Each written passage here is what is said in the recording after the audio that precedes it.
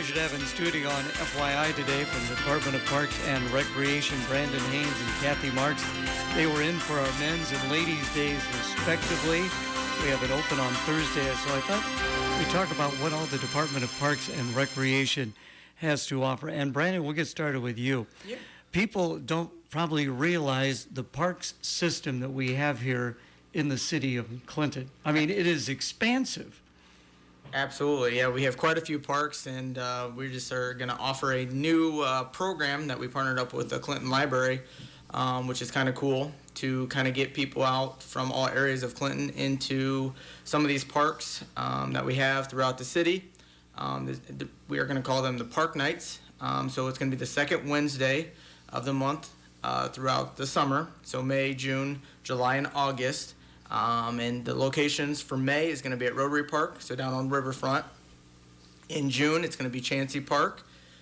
July is going to be at Foursquare Park up at the north end. And then in August is going to be at Clinton Park. And this is just going to, each date is going to have kind of a theme as well. So we got with the library, kind of came up, hey, what would be kind of a cool theme for kids to kind of come take part in?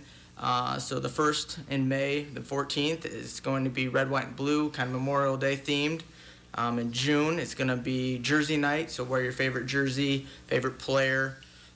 In July, we went kind of tropical swimsuits. There might be some water activities in that one. And then in August, kind of a back to school, wear your backpack kind of thing. But it's just kind of a cool idea. We're going to have a bunch of yard games, some music, maybe kickball, basketball kind of thing at the parks. It's just kind of a cool event to get kids out and enjoy our parks in the city. Talk about, putting something like this together. I mean, do you have like brainstorming sessions, or how do you throw out ideas like that? Yep, so it all kind of started, I was at the Park and Rec Conference 2 years ago in Cedar Rapids, kind of did something like this, and I was like, man, that would be really cool to bring back to Clinton. And so I put it down on one of my ideas. I got a whiteboard, ideas, right? My boss says they're easy, but you got to figure out the plans to execute it. So took kind of a year to kind of do some research, see what we wanted to put into it. And then we actually met with the library earlier this year and was like, hey, would this be something you want to partner up with, use their resources, because it's something they do. They go to the parks, our parks, and kind of do activities. So we figured 2 departments is better than 1. So we actually have met with them twice. And then obviously we communicate weekly kind of on what is going to go into each one and so forth. So yeah, there's some behind the scenes that people don't think about, that we sit down and brainstorm and see exactly how we want to execute each day. And with each one of these events, I would imagine you're going to be there, but there's going to be people keeping everybody in line. Correct. So it's not going to be a full structure. It's going to be kind of do as you please thing, but we're going to have stations per se that they can go and do this activity with this person and so forth. I think the library will have at least 2 people. We'll have at least 2 or 3 throughout the night. Now, I would imagine this isn't something people need to register for. You just hope they show up. Absolutely. Yep. Just come the night of. It's 5:30 to 7:30. Come, enjoy. You can stay the whole time. You can come for 30 minutes. It's just kind of come and enjoy your time, and then you're good to go. What kind of ages are you looking at for this? So I'm assuming we'll get mostly the younger kids, under the 10, but obviously it's not limited to a certain age group. Anybody that can come out and enjoy, come on out. All right, Kathy, let's bring you in on the program. Thanks so much for coming in. Talk a little bit about the Parks and Recreation Department. What drew you to the Clinton Department of Parks and Recreation? Well, I applied for a job, and they created a position for me, which was great. And what I like about Clinton is we're not resident only. Sometimes you go to a parks district and you have to pay a non-resident fee or a resident fee. We are a non-resident fee. We don't have that checkbox. We have in our soccer programs, in our flag football, in our summer day camp, we pull kids from Savannah, Mount Carroll, Erie, Morrison, Fulton, and then all the little towns around us here in Iowa. We're a regional Parks and Rec, and there happens to be a huge river down the middle of us that separates us between Iowa and Illinois. But we are really not just catered to Clinton. These park nights don't say Clinton residents only. Comanche can come, Fulton can come, Goose Lake, you can come on over and enjoy our parks, and they do, because they don't have the opportunity to have an array of a park system like we have here in Clinton. And so we're open. We're partnering not only with the library with these things. I'm jumping in with summer day camp and getting the library involved because they love the program too. Getting involved with summer day camp and getting our campers down into the library. And in return, they're coming back to us and they're bringing in a bat program, a juggler, a magician to the Erickson Center. So it's really this partnership, and that's on my interview. It was the fire chief, Mike Brown, gave the tour. What fire chief would stop their day and give a tour to people that are applying for a Parks and Rec director position, kind of a thing? So right away, you knew that this community was working together and they wanted to do the best for the citizens, and that's what really drew me here. Let's go further with that, Branden. Or your department actually is a part of the city of Clinton, correct? Correct. Yep. So, we got, like I said, the city is not just us. We got all sorts. I mean, our program's obviously just in soccer alone. It's 87 teams, and it's from all over. So sometimes that's a challenge. I know I go into Kathy's office sometimes and be like, Kathy, I got, what's some ideas on trying to split these guys up? Because obviously you want to keep teams together based off their cities, but you also want kids, especially at the preschool age group, to meet, mingle, and so forth, build relationships. I actually just had a conversation with Kathy about coaching the other day, how I took a kid when he was 3 years old on my preschool team. It was kind of kids that weren't in school yet, and this kid has built a special bond with my son, and then he's kind of been on our team throughout this whole soccer program. He's been on some of our baseball teams, and now he's on like our travel baseball team, and he's building all these relationships with kids that don't go to his school. So it's kind of cool to see just all those relationships. Obviously, Kathy can probably agree, just in our department, building relationships with all these coaches that volunteer. When we go out to Goose Lake, when you go coach at Comanche, you realize that you're meeting all these people in your workforce, and then you can build these relationships, and it makes, when you're going out in public, sometimes not so pleasant because they're all talking to you about work, but it's just those relationships that you're building throughout the whole community, not just Clinton. So that's pretty cool to connect with as well. Coaches are so important. Yes. I did a lot of coaching when my children were playing. Of course, when they got out of that, I transitioned away from coaching. Do you see that where the parents, their child is around that age, they do the coaching, their child grows out of it, then another wave of coaches come in? How do you instruct those coaches? Yeah, so that's so since I kind of took over, and we've seen a lot of returning coaches, which is awesome because especially with soccer, we have so many teams, especially at the preschool age group, we have 22 teams. So to get those coaches to come in, and I think the one thing that we really emphasize is it's the volunteer position, so it's kind of your schedule. We'll work around your schedule for games, practices. So they're like, oh, that makes it easier, so you'll never miss. But it's also, once, I would probably say about a high percentage, once they get their foot in the door of coaching, they realize how awesome it is. You find that kid, they score their first goal, and you realize you're a part of it. And you're like, man, I want to keep going. Because sometimes, we always say the Park and Rec is every kid's first opportunity. Sometimes, they might get a coach that, might not be there, or might not know soccer, and it might not be the best experience. So we always encourage parents, if you know anything or want to be there, volunteer the coach, and then it just gives that kid a better opportunity, and then you never know what's going to happen. Because I know this last year for soccer, we had a ton of returning coaches, and then you see them coaching in their youth softball, and now they're coaching youth basketball because they got their foot in the door at 3 years old, or their kids when they're 3 years old, and now it's just expanding.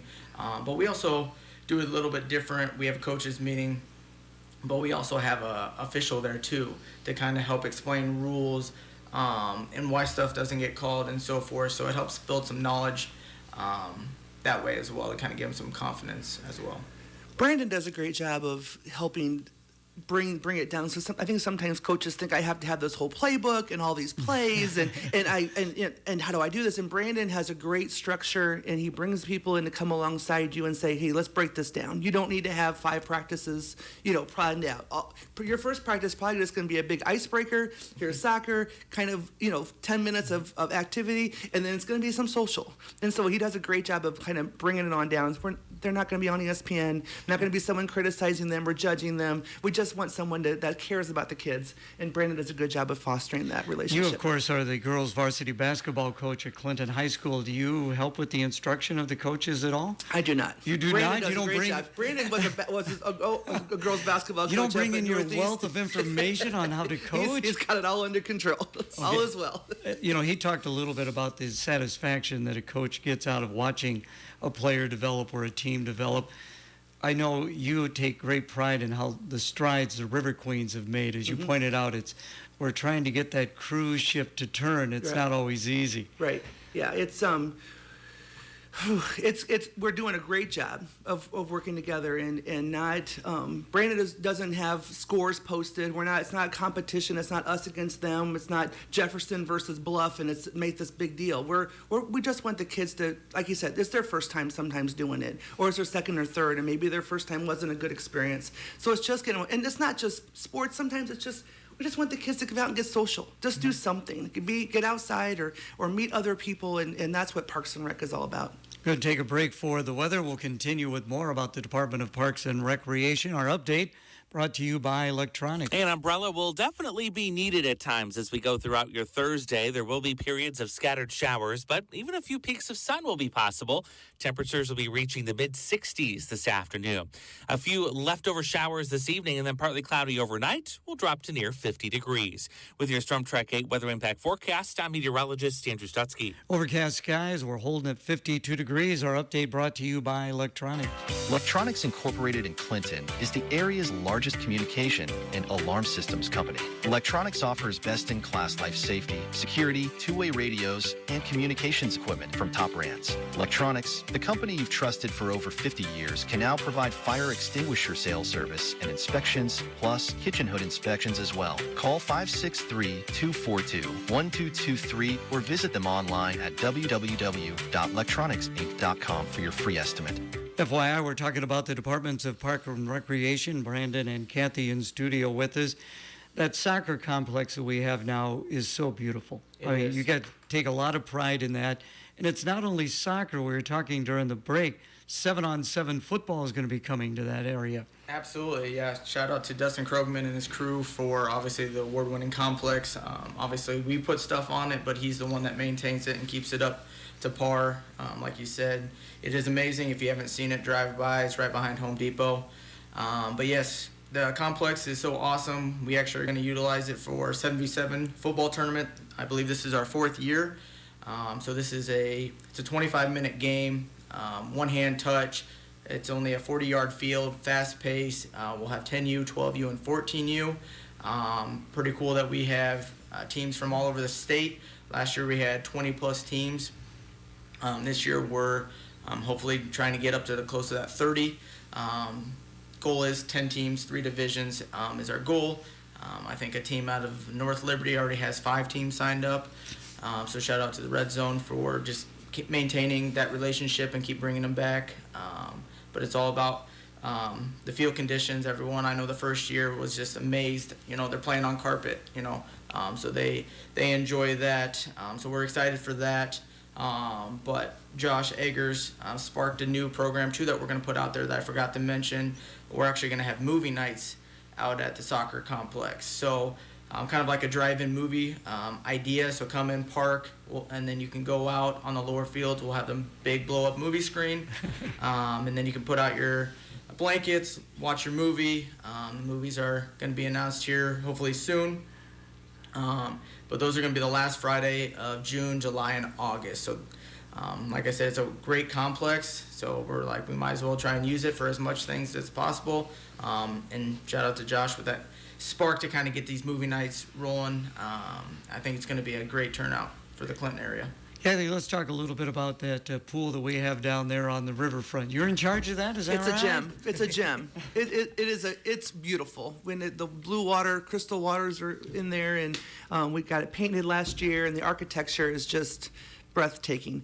Our goal is to open up Saturday, Memorial Day weekend, and stay open Sunday, August 24th. That'll be the Bow Wow Luau, which has to be the last day. We put the dogs in the pool, and then we have to drain the pool. But I love having the dogs go in there, even though it really messes up our filters big time. But it's a fun event. But we are going to be a young staff lifeguard wise. We are going to be training up our own lifeguards here once we get everybody out of school, and we're just floating along.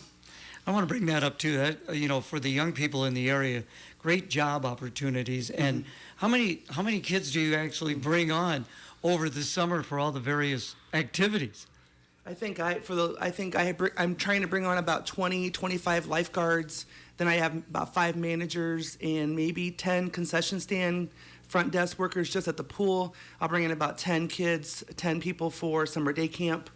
Yep. And then, just right now, I think I have like 63 people underneath me. I would probably say about 50 of those are kind of high schoolers, but it's not all for one thing. So sometimes people stay on as far as maybe they do youth basketball and then youth softball. But I know that doesn't even include, we get a great turnout, so hopefully we do that again, is all the volunteers for Safety Town as well. So we have a ton of opportunities for young kids just to get their foot in the door, that first experience of playing in our programs, but also first experience of getting that feel of a real job as well. It's always fun when they come with they bring out their application and it's filled in a pencil, and you're just, come on, in cursive they don't even know how to sign their name, they're printing their name. It's just, so it's a great learning experience, and we're really patient with them. And then when they come back, we say, okay, make sure your next set of paperwork's in pen. And there's just those little things that, who's telling them that? Sometimes now applications are all typing on a computer, and where that paper. So it's those little life lessons we get to teach them. How much fun is it for you guys to be working?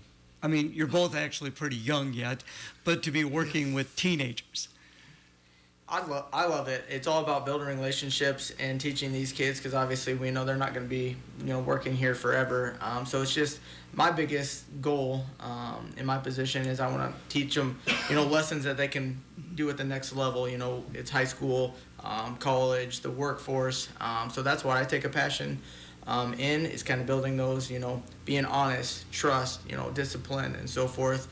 Because you can do that all in the workforce at a young age, and then as they get older, hopefully it benefits them in the long run. But of course, it's awesome. Kathy, you work with the basketball players, and is there a similarity between a player trying to develop their skills in a sport as to a young person trying to develop skills in the workforce? Yeah, sometimes you feel like you're coming alongside their parents, and it's just talking about dependability, being responsible. You have a commitment. We try really hard at the pool to set your summer schedule for the whole summer, and we understand things come up, but they need to know that they got to look ahead and talk to their family about, they got to be responsible and figure out when they can work and when they can't work. And so we're really trying to work on them, and it warms my heart when they call or text or email and say, hey, can you write a letter of reference for me, for either a scholarship or for this next job? And I'm like, yes, because we've built that relationship now to the point where they value us to move on to their next step. This is moving along so quickly. We got about 6 minutes left in the program. Are there programs that you guys want to touch upon before we do let you go? And I have a final question for both of you. So my last one that I'm going to talk about is just our Safety Town program. That'll start. We got 3 sessions. Those are going to be July 14th through the 18th, 21st through the 25th, and then July 28th through August 1st. The big 50 year. So it's a great program. Kids going into kindergarten just kind of teaches them some life lessons, some safety tips as they're getting ready to ride school bus, go to kindergarten, interacting with kids and so forth. So we're getting all new buildings.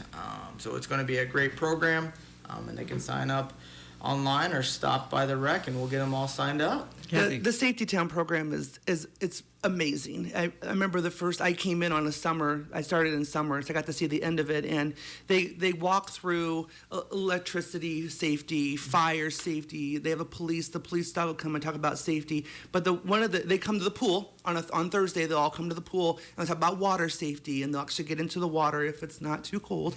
But the one thing that I take away from it that almost brings tears to my eyes is on Friday they sit down with the 911 communicators, and they practice a 911 call. They don't get real dramatic, but it's just the basics. Hey, what is your name? What is your address? What is your phone number? And they report back to the family. Your child knows their address or they don't know their address. And what a skill. What a skill for them to be on a fake phone talking through with an operator and seeing, do you really know this information? Do they get like a diploma or anything at the end of it? Absolutely. So we actually have them. They have a graduation on Friday. They walk down the aisle, which is actually right in the middle of the town. Parents are there, and the mayor, as long as he's available, he actually does the speech on the presentation, and then Officer Haskell, who's involved a lot, he actually hands out their certificate. And it's a really cool experience. There's a lot of parents, grandparents that come and watch, because there's a lot of information that those kids get to see throughout that week. So it's pretty cool that see them take that in, and then obviously the graduation is one of its kind. Yeah, we're honored to carry this traditional program for this long. Like, I know there were a lot of people. There was communities. There was committees that have put this together decades ago, and it's an honor for us to keep it going here in Clinton. There's so much going on at the Department of Parks and Recreation. Before I ask you each a final question, how can people find out more? Website, or how should they do that, Branden? Yep, so they can follow us on Facebook, City of Clinton Parks and Rec, and then our website, Clinton.iowa. Clinton, Iowa. ClintonIowa.recdesk.com, and that's got all of our programs. It's a new website. We opened that up last year, so it's going well for us. But all our programs are on there, but also our Facebook page is overflowing with all our programs and stuff as well. Yep, ClintonIowa.recdesk.com. If you want to rent a shelter, if you want to go ahead and rent a night at the pool on a Friday or a Saturday or Sunday night, rent a pool night, you can do all that right there on that site. Listening to you both, you're obviously quite passionate about what you do for a living. Branden, how did this come about for you? Why did you want to do this as a career? Just started at a young age. When I was young, I loved sports. As I got older, my high school, we had to do so many volunteer hours to be able to graduate. So our sports teams were always hosting camps and so forth, and I found a real passion of working with young kids, and then obviously my passion for sports. And then as I got older, I played college baseball, and we did camps working with kids. My parents, obviously, my dad coached my baseball. My buddy's dad coached us for basketball, his mom for soccer. And I could just see the passion they had when they were coaching. So obviously I fell in love with that and just wanted to pursue it to the fullest. And, now I do this. I maintain every youth and adult program, and right now I'm currently coaching 5 youth teams as well, so I can't ask anybody else to do it if I'm not willing to do it. So I think it just shows that I'm enjoy it being with the youth more than probably sometimes my own kiddos, but I'm just kidding. But it's just the reward is so great at the end of the day. That's why I love it so much. Kathy, what about you? I was a elementary education major, got into the YMCA, stayed there for a while, but then moved on to the city, and that's where I found Parks and Rec. And Clinton Parks and Rec, every day we have a 24-hour fitness, and so we get to watch. During the daytime, there's more older adults that come in and work out, and it's building those relationships and how are they doing. They talk to us about their grandkids. They talk to us about what their hip maybe her working. How can I work on this machine and help? And people are in there working together. So it's all age groups that we get to work with. The Safety Town, the littles, all the way up to our fitness center, and the relationships are great, and that's what makes it worthwhile every day to go to work. Well, I want to thank you both for coming in. It was really a pleasure to visit with you. I had a great time when you both came in for Men's Day and then for Ladies' Day. So, again, thank you so much. Thank you. right now. The Dan Patrick Show. Dan Patrick. Austin Reeves wasn't ready to shoot a three. Terrible. LeBron takes a deep three. LeBron with the lazy inbounds pass. LeBron gets called for the foul against Anthony Edwards.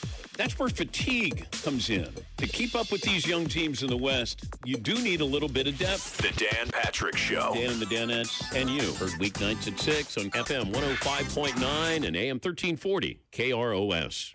You're listening to AM 1340 KROS, Clinton, Iowa. FM 105.9. And KR